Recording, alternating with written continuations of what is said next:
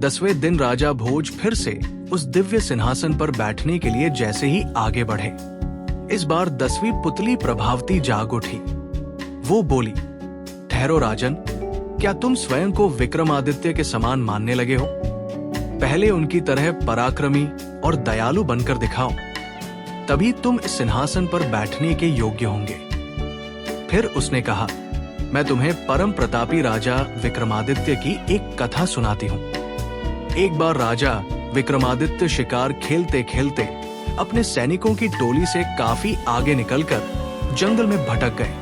उन्होंने इधर उधर काफी खोजा, पर उनके सैनिक उन्हें नजर नहीं आए। उसी समय उन्होंने देखा कि एक सुंदर युवक एक पेड़ पर चढ़ा और एक शाखा से उसने एक रस्सी बांधी। रस्सी में फंदा बनाकर उसने उसमें अपना सिर डाला और झूल गया।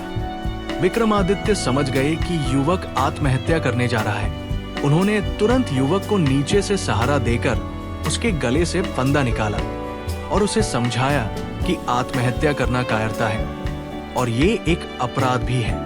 राजा होने के नाते वे उसे दंड भी दे सकते थे। युवक उनकी रौबदार आवाज और राजसी वेशभूषा से समझ गया कि वे राजा है, जिससे वो भयभीत हो गया। राजा ने उसे समझाते हुए कहा कि वो एक स्वस्थ और बलशाली युवक है, फिर जीवन से निराश क्यों हो गया?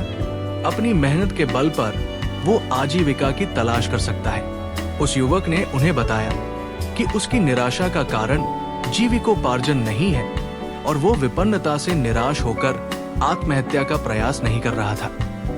राजा ने जानना चाहा कि ऐसी कौन सी विवशता है जो उसे आत्महत्या के लिए प्रेरित कर रही है। उसने बताया कि वो कालिंगा का रहने वाला है और उसका नाम वसु है। एक दिन वो जंगल से गुजर रहा था जब उसकी नजर एक सुंदर लड़की पर पड़ी। वो उसके रूप से इतना मोहित हुआ कि उसने उसी समय प्रणय निवेदन कर डाला। उसके प्रस्ताव पर लड़की हंस पड़ी और उसने उसे बताया कि वह किसी से प्रेम नहीं कर सकती क्योंकि उसके भाग्य में प्रेम करना नहीं लिखा है। दरअसल वो एक राजकुमारी है जिसका जन्म ऐसे नक्षत्र में हुआ कि उसका पिता उसे कभी नहीं देख सकता। यदि उसके पिता ने उसे देख लिया तो तुरंत ही उसकी मृत्यु हो जाएगी। इसलिए जन्म लेते ही उसके पिता ने उसे नगर से दूर एक सन्यासी की कुटिया में भेज दिया, जहां उसका पालन पोषण हुआ। उसका विवाह भी उसी युवक से संभव था जो असंभव को संभव कर दिखाए। जिस युवक को राजकुमारी से विवाह करना था, उसे खौलते तेल के कड़ाह में कूदकर जीवित निकलकर दिखाना था। वासु ये सुनकर उस कुटिया में गया जहां राजकुमारी निवास करती थी। वहां उसने कई अस्थि पिंजर देखे जो उन युवकों के थे जिन्होंने विवाह के प्रयास में खौलते तेल में कूदकर अपने प्राण गंवा दिए थे। वासु की हिम्मत जवाब दे गई। वो निराश होकर वहां से लौट आया। उसने उसे भूलने की लाख कोशिश की, लेकिन उसका रूप हर समय उसकी आंखों के सामने आता रहा। सोते जागते, उठते बैठते उसकी नींद उड़ गई। उसे खाना पीना अच्छा नहीं लगता था। अब उसके पास प्राणांत कर लेने के अलावा कोई और चारा नहीं बचा। विक्रम ने उसे समझाने की कोशिश की कि उस राजकुमारी को पाना असंभव है, इसलिए उसे भूलकर किसी और को जीवन संगिनी बना लेना। विक्रम ने उससे कहा कि आत्महत्या पाप है और ये पाप वो अपने सामने होते नहीं देख सकते। उन्होंने उसे वचन दिया कि वे राजकुमारी से उसका विवाह कराने का हर संभव प्रयास करेंगे। फिर उन्होंने मां काली द्वारा प्रदत्त दोनों बेतालों का स्मरण किया।